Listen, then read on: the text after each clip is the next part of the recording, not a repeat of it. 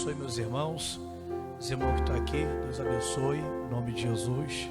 Os irmãos que estão aqui na live, Deus abençoe.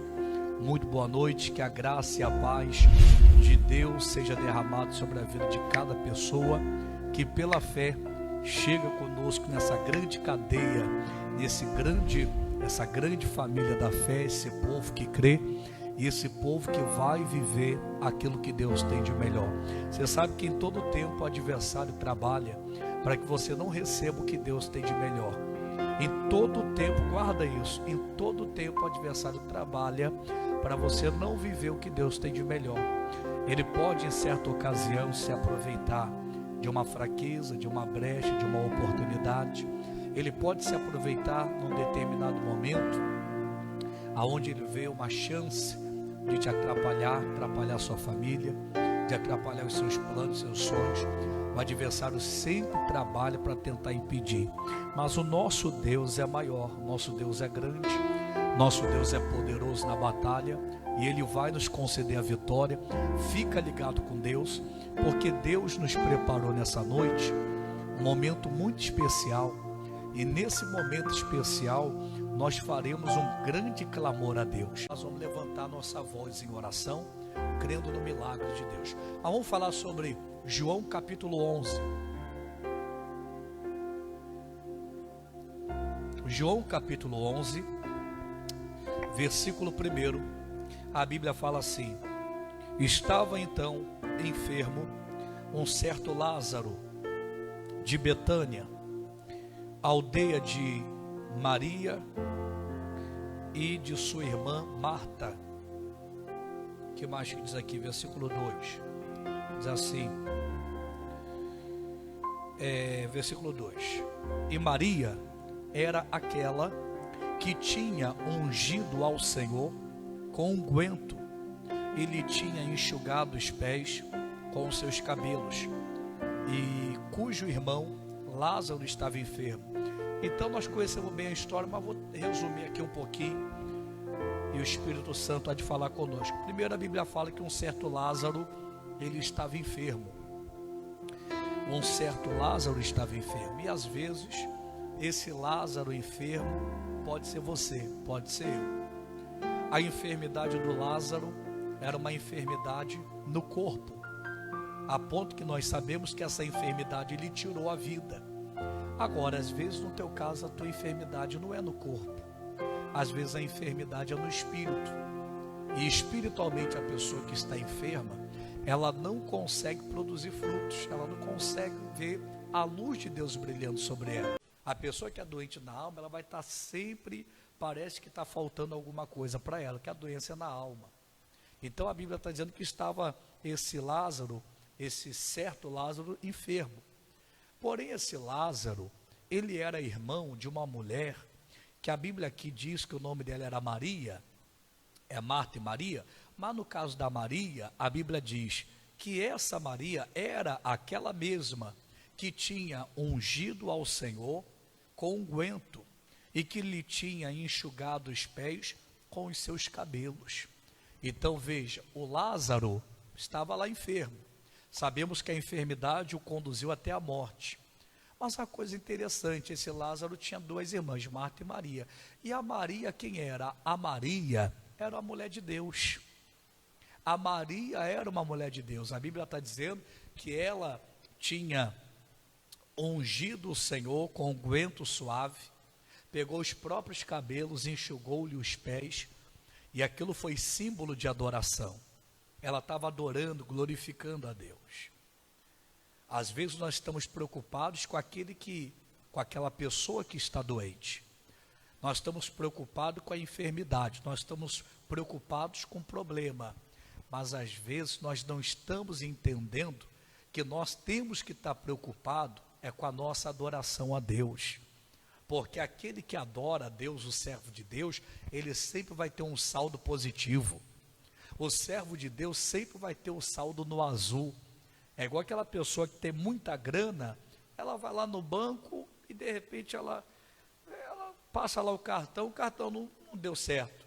Ela vai no banco, ô gerente, o que aconteceu? Bloqueou meu dinheiro. Não, mas nós vamos te emprestar aqui agora. Você quer quanto emprestado? Deu problema lá, mas não tinha. Você tem crédito aqui na casa, você tem um bom nome. A pessoa que é um adorador, uma adoradora, ela sempre será lembrada por esse fato. Veja que a Bíblia, para falar de Maria, não falou assim, Maria, sei lá, usou um outro adjetivo, uma outra qualidade para falar dela, não. Quando foi falar de Maria, o que a Bíblia diz? Aquela que ungiu os pés do Senhor com um unguento suave e que lhe enxugou os pés com o próprio cabelo. A adoração dessa mulher falou muito mais alto do que a doença do seu irmão. De repente, você que está participando conosco aqui, os problemas falam mais alto para você do que a sua adoração com Deus. Isso aí é uma situação que você tem que mudar. O que tem que falar mais alto na nossa vida, meu irmão, é a nossa adoração com Deus, a nossa vida no altar de Deus. Por quê? Porque Deus nos levará a lugares inimagináveis. Uma pessoa, um verdadeiro adorador, um verdadeiro servo de Deus, Deus vai te conduzir a lugares que você nem imagina. É por isso que a nossa vida, ela não está na mão dos homens, não está na mão das circunstâncias, não está na mão de... Não, a nossa vida, ela está nas mãos de Deus. E quem a vida está nas mãos de Deus, Deus vai só impulsionando.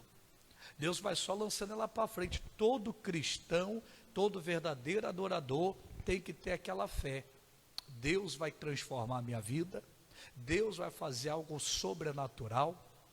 Eu sei que o que Deus tem preparado para mim é muito maior. Por quê? Porque ela é uma adoradora, ele é um adorador. E quem é adorador, quem é servo de Deus, tem essa convicção: Deus tem o melhor para mim. E quando você passa pelo vale, quando você passa pelas provações, as provações não te abatem, não roubam as tuas energias, a tua força, a ponto até de você perder a fé. Não, o verdadeiro adorador, quando ele passa pelo vale, ele sabe, Deus é comigo. O verdadeiro adorador, quando passa a maior provação, ele passa aquela provação glorificando a Deus. Na verdade, ele fica até mais forte. O verdadeiro adorador, quando passa as provações, ele fica até mais forte. Porque ele diz, olha, se Deus está permitindo essa provação, é porque Deus quer me aprovar. Se ele está me permitindo ser provado, ele vai me aprovar. Eu vou ficar firme, eu vou orar mais, eu vou para a casa de Deus, eu vou meditar nas coisas de Deus, e aquela pessoa cresce na fé. Então veja bem, nós estamos falando de Lázaro, e a história de Lázaro começa aqui em João 11, falando de um Lázaro enfermo, mas também fala de uma Maria adoradora. Você vai ficar do lado dos enfermos ou do lado dos adoradores? Isso aqui é uma decisão de fé, de coração, não é da boca para fora, não, você é adorador, nada, é decisão, eu vou ser um adorador, agora eu vou adorar a Deus, buscar a Deus e deixar a palavra de Deus crescer no meu coração, deixar Deus me mudar. Não se engane, Deus tem muito para mudar na sua vida, Deus tem muito para mudar na minha vida, não se engane não, nunca deixe o diabo lhe enganar, não, está tudo certo, está tudo bom, tá não, porque a pessoa que anda com Deus, Deus quer fazer ela crescer, Deus quer fazer ela melhorar, Deus quer fazer, se aquela é uma mulher, como chama, uma dona de casa, né? Uma esposa, Deus quer fazer dela uma dona de casa, uma esposa cada dia melhor, uma bênção nas mãos de Deus. Se é um chefe de família, um marido, Deus quer fazer ele melhor, um pai, a mãe, um filho, Deus não trabalha quando a obra ela está concluída, então a história da pessoa terminou. Quando a obra pastor, para mim está tudo certo, então a obra para você terminou. E você sabe o que acontece quando a obra termina, né? Ô pastor, o que acontece? Quando a obra termina, Deus recolhe o vaso. Você está pronto para Deus te recolher? Eu tenho a certeza que não. Você veja que a maioria de nós, se Deus se recolhesse hoje, irmão, quanta obra parada iria ficar para trás? Se Deus se recolhesse hoje, quantos testemunhos que não foram dados, que nós deveríamos dar? Quantas almas que nós não ganhamos, a começar pelos da nossa casa? a começar pelos da nossa própria família. Agora, é claro que o relógio da nossa vida não é com, digamos assim, um horário infinito, que eu fico agora dormindo no ponto, aí eu sempre penso, não, Deus, a obra não está feita, o Senhor não vai me levar agora não. Aí eu fico empurrando com a barriga as coisas, achando que na minha hora então é que as coisas vão acontecer. Não, tem gente que a história termina, mas a obra ficou pela metade. Tem gente que a história termina, mas a obra ficou incompleta. Tem gente que a história termina, mas não viveu o que Deus queria. Então Deus não tem isso para você e para mim. O que Deus quer? Deus quer que você a cada dia cresça, melhore, avance, prospere, tome posse da bênção, mas lembre-se, para isso, Deus tem que ir mudando você. Deus tem que ir mudando a mim. Tem coisas em você hoje, às vezes o teu comportamento te impede de receber um grande milagre. Às vezes um determinado comportamento em mim impede. Deus tem um grande milagre que a gente nem imagina. Aí Deus pensa, eu vou abençoar meu servo. Mas não, meu servo não está preparado. Tem gente até que se Deus der para ele a grande bênção, ele está até confuso, ele acha até que foi outra coisa que aconteceu. Não consegue enxergar que foi Deus, com a sua graça, a sua misericórdia, que Deus está dando aquela bênção ali, mas está chamando ele para a responsabilidade, está chamando ela para o compromisso. Tem gente que se a grande bênção vier, ela até confunde as coisas. A pessoa está até com o pensamento confuso, e ao invés de usar aquele grande milagre, de fato, para a glória de Deus, vai usar para outras coisas. Às vezes a gente acha que a gente pode alguma coisa, às vezes a gente acha que é porque nós trabalhamos muito, aí conquistamos determinada coisa, ou por aí vai, né? E por aí vai. Mas tudo é graça de Deus, é misericórdia de Deus, é agir de Deus. Mas isso é algo que você tem que deixar cada dia Deus trabalhar no teu coração. De tal maneira Deus vai trabalhar que você vai ver só Deus. Você vai ter motivo para orar dia e noite. Você vai ter motivo para se comportar honrando a Deus, honrando a fé. Aonde você está, você honra a Deus. Aonde você está, você se preocupa. O que você vai falar, o que você vai fazer, porque você sabe, eu não posso envergonhar a Deus, eu não posso dar mau testemunho, eu não posso, porque, olha, se não fosse Deus na minha vida, se Deus não tivesse estendido as mãos, a sua graça, a sua misericórdia, o que seria de mim? Se não fosse Deus, veja você a sua vida, veja você a sua história. Tem gente que Deus arrancou de um lamaçal de vício. E a gente sabe que o caminho de vício é caminho de morte. Quantos jovens nós estamos vendo aí morrendo por causa de tráfico, droga e tanta coisa terrível, e Deus resgatou. Tem gente que a vida era de bebedeira, a vida sabe, a vida, você veja que o diabo gosta de colocar a pessoa na bebida, no vício, o diabo gosta. Eu não vou entrar em detalhes aqui, porque o assunto é outro, mas esses dias aconteceu isso. Eu estava no monte orando, eu nem ia no monte, mas eu acabei indo de madrugada, e eu já tinha decidido que não ia, mas aí Deus incomodou, e eu fui. E quando eu desci de madrugada, e eu fui passar aqui próximo, né, que tem o monte aqui, fui passar no retorno que tem, e tinha um homem caído, acidentado de moto, no meio da pista. E logo que eu passei, quase que eu atropelei ele, por muito pouco eu não atropelei, desviei dele, mas vi um caminhão atrás, e muito escuro, de madrugada e tudo, e o caminhão, eu falei, meu Deus, vai passar em cima desse homem. E parei o carro, comecei a buzinar para tentar chamar a atenção, e o motorista, por muito pouco, conseguiu desviar ali, passou do lado dele. E aquele homem não conseguia nem levantar do chão de tão bêbado que ele estava. Mas muito bêbado, muito bêbado. E ali, eu fui ajudar aquele homem, dar a palavra a ele, ele muito bêbado, e foi contando a história dele, tal e tal e tal.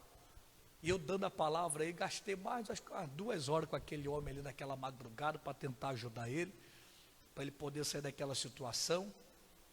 E ele falou para mim, olha pastor, eu era crente, eu pregava a palavra de Deus, desde os 14 anos servia a Deus, e foi contando a história dele. Mas hoje eu estou na bebida, eu não consigo largar, e foi falando, é isso que o diabo gosta. E talvez você é uma pessoa que Deus resgatou do vício, talvez você é uma pessoa que Deus resgatou de qualquer situação, e Deus fez essa obra para quê? Deus fez essa obra, que é só o pontapé, é só a obra inicial, mas Ele quer te preparar para coisas maiores. Então, a primeira parte da mensagem, havia o enfermo, o Lázaro, e havia a adoradora, a Maria. Aí é uma decisão, eu vou ser um adorador e vou deixar Deus trabalhar na minha vida, porque Deus tem o melhor.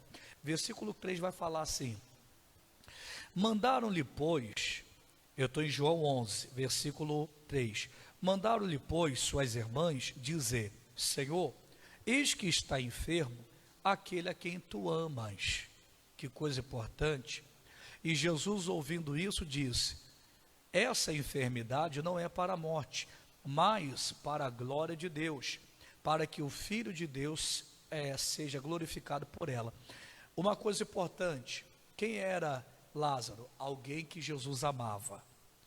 É claro que Jesus, ele ama a todos, Deus ama a todos, mas tem alguns filhos que eles fazem assim, algo diferente que agrada a Deus.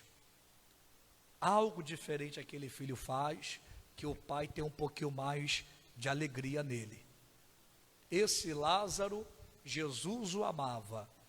Por qual motivo? Não sabemos. Mas certamente era alguém que era temente a Deus, que ouvia a palavra de Deus, andava na vontade de Deus e por aí vai. O que você faz vai definir, preste bem atenção, como é que Deus te olha, como é que Deus me olha. O que fez Jesus amar a Lázaro, e aqui está em destaque isso. Por que está em destaque? Deus não ama todas as pessoas? Ama, mas por que é que diz que ele amava Lázaro? Porque era algo diferente. Existe aquele amor que nos iguala, somos todos iguais, por isso Jesus morreu para nos salvar. Esse amor nos iguala. Agora, tem uma outra coisa. Tem aquele comportamento que Deus olha e fala: esse aqui eu vou exaltar, essa daqui eu vou abençoar, esse daqui eu vou levar adiante, essa daqui vai surpreender muita gente. Como? Pelas atitudes. O primeiro amor de Deus é o amor que nos iguala, é o amor da salvação. Nesse caso não tem um mais especial que o outro, é a mesma coisa. Mas quando Deus quer abençoar alguém, quando Deus quer fazer a obra na vida de alguém, o comportamento dessa pessoa que vai dizer. Você veja que com Abraão, Deus falou: Abraão, sai da tua tenda, da tua parentela. Deus estava treinando e testando Abraão para ver se ele era obediente. Ele podia falar: ah, Deus, o Senhor pode me abençoar aqui dentro da minha casa ou lá para onde o Senhor está me mandando. Como muito crente, às vezes Deus testa ele e ele corresponde de forma errada. Às vezes, veja bem que eu estou falando de um teste diferente da provação que as pessoas costumam mencionar. Daqui a pouco eu vou falar isso. Eu estou falando de um teste para Deus abençoar. Às vezes Deus testa você, às vezes Deus testa a mim. Será que para Deus dar o destaque, a bênção, a vitória que nós queremos, será que Deus ele não vai nos testar? É claro que vai. Ele vai testar a sua capacidade. Ele vai testar a sua obediência, ele vai testar o seu comportamento. Com Abraão, Deus testou a obediência. Com vários outros profetas, nós poderemos aqui trazer como exemplo. Por exemplo, Moisés. Deus testou Moisés. Testou o que em Moisés? Testou o caráter de Moisés. Se Moisés seria um homem vaidoso, se o Moisés seria um homem ganancioso, ou se ele seria um homem de caráter forte, um homem que não abriria mão dos princípios. E o Moisés passou na prova. Você sabe que Moisés foi criado no palácio de Faraó, como príncipe de Faraó, não faltava nada para Moisés, pelo contrário, quer dizer, morava no palácio, vivia e tinha de tudo do bom e do melhor. Porém, Deus permitiu um determinado dia que ele soubesse que ele não fazia parte daquele povo. E o Moisés descobriu, quer dizer, eu não sou da família de Faraó, não é. Você é de qual família? Qual que é o teu povo? Eu faço parte dos hebreus, esse povo que é escravo, esse povo que é oprimido, esse povo, talvez uma outra pessoa, ia calar a boca, deixa isso para lá, eu estou muito bem aqui, foi Deus que me colocou aqui no palácio, foi Deus que me colocou aqui, e não foi Deus não, pastor? Foi, claro que foi, para aquele determinado momento, só aquilo que Deus havia preparado era muito maior. Esse é o problema nosso. Nós, irmão, nos assentamos naquela bênção que Deus começou, Deus nos deu aquela bênção, Deus melhorou um pouquinho, Deus abriu uma porta, Deus deu uma família, a gente assenta naquilo ali e esquece que Deus tem muito mais para fazer. E ao invés de sermos fiéis até o final, começamos às vezes a ficar relaxado. Então Moisés podia ficar quietinho na dele, foi Deus que permitiu, ele está lá no palácio, foi Deus. Mas Deus deixou vir até ele a verdade, você não é do povo do Egito, você é do povo hebreu, você não é da realeza, você pelo contrário é plebeu, faz parte do povo, dos escravos, o que você vai escolher agora? E o Moisés não pensou duas vezes, abriu mão, eu não pertenço a Faraó. A Bíblia diz em Hebreus 11 que pela fé, veja bem, pela fé, o Moisés abriu mão de ser chamado filho da filha de Faraó, para poder ser contado entre os hebreus, e aquela atitude foi o que agradou o coração de Deus, e Deus fez de Moisés muito mais do que um príncipe, fez de Moisés um libertador, um legislador, fez de Moisés um profeta. Será que Deus não tem mais para fazer na tua vida? Profeta, eu creio, eu quero tanto, então faz a tua parte. Talvez Deus está chamando você mais para levar a vida de oração a sério. Talvez Deus está te chamando para você permitir que Ele molde o teu coração, o teu pensamento. Eu não sei, cada um é cada um. Às vezes Deus está chamando você para a vitória e você está acomodado até onde você chegou. Mas até onde você chegou não chega nem perto do que Deus preparou. Deus preparou algo muito maior. Moisés então foi testado no caráter dele, largou aquilo para lá e foi estar lá junto com os escravos, e Deus o honrou e fez dele uma grande potência. Tantos anos se passaram e até hoje falamos de Moisés. E os filhos de Faraó, os netos, os sobrinhos, quem conhece? Ninguém conhece. Você pode aceitar ser uma pessoa medíocre na vida, sofrida e derrotada, ou você pode aceitar o chamado de Deus, receber a cura, a transformação e ser uma verdadeira bênção em nome do Senhor. A Bíblia fala que a esse Lázaro Jesus amava. E Jesus falou mais, quando disseram, mestre, Lázaro está enfermo, está doente. Mas Jesus diz, não, a doença não é para a morte, é para a glória de Deus. Tem gente que confunde isso aqui feio. Tem gente que lê assim, Deus colocou ele doente a ponto de morrer, para eu ir lá fazer o milagre e ele ressuscitar. Tem gente que lê dessa maneira, e não está escrito isso aqui. Tem gente que acha, então, pegando esse exemplo, alguém está com câncer, alguém está com o vírus da AIDS, está com o vírus aí dessa doença atual, alguém está com o maior problema, olha, isso é para a glória de Deus, Deus mandou isso daí. Não é isso que a Bíblia está dizendo. A Bíblia está dizendo assim, olha o que a Bíblia diz. E Jesus ouvindo diz, essa enfermidade não é para a morte, mas para a glória de Deus, para que o Filho de Deus seja glorificado em cima dela. O que está sendo dito? Alguém disse, mestre, Lázaro, ele está doente e vai morrer. Não vai morrer. Essa situação em que ele está vivendo, o nome do Senhor será glorificado em cima dela. Essa doença, o nome do Senhor será glorificado. O Filho do Homem vai operar e o nome do Senhor será glorificado. Em outras palavras, aquela situação, aquela doença, aquela adversidade, geraria glórias a Deus, por quê? Porque Jesus iria intervir.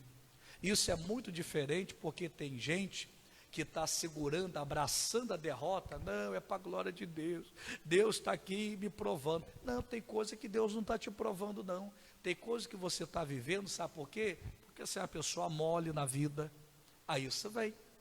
Tem coisa que você está experimentando, como eu falava para um varão hoje, falou, ô varão, ore por mim, e Deus me deu a palavra, eu falei, varão, seja corajoso, não sei qual é o teu problema, e Deus me deu na hora, seja valente e corajoso. Depois estou com medo, estou até indo para o hospital. Eu falei, pois é, Deus me deu a palavra, não, eu não sabia o que era. Profeta, ore por mim, seja valente e corajoso. E ele falou, estou assim, e era o que ele precisava realmente. Às vezes a pessoa está passando provação, não é que Deus botou aquilo ali, olha, eu tenho que carregar esse fardo, pastor. Não, não, você está carregando esse fardo porque você não teve juízo. Está carregando esse problema, mas não adianta falar das derrotas, falar da solução. Agora que eu estou passando por tudo isso, essa luta, mas Deus vai me dar saída agora. Primeira coisa para Deus dar uma saída para você que está enfrentando um problema, você tem que parar de murmurar, reclamar e de se abater.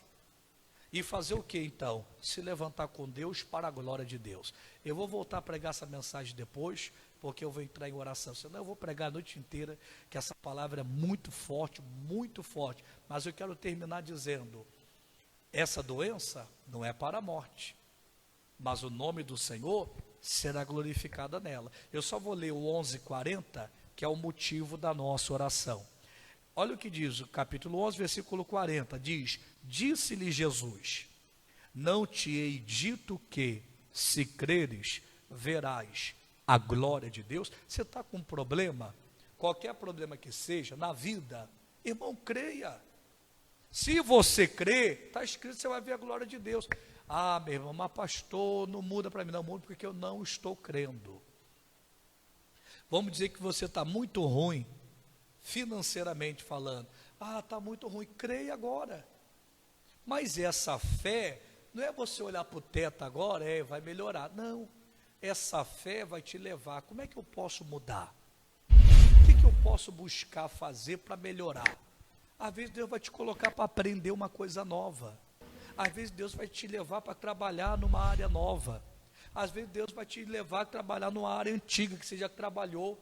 Alguma coisa você tem que fazer. Alguma coisa, quem crê faz. Ah, estou com um problema aqui em casa. Mas o que você pode fazer para melhorar e ter uma vida melhor? Qual o comportamento que você pode ter? O que você pode fazer? Não, porque minha esposa está um pouco assim, meu marido está um pouco assim, mas o que eu posso fazer?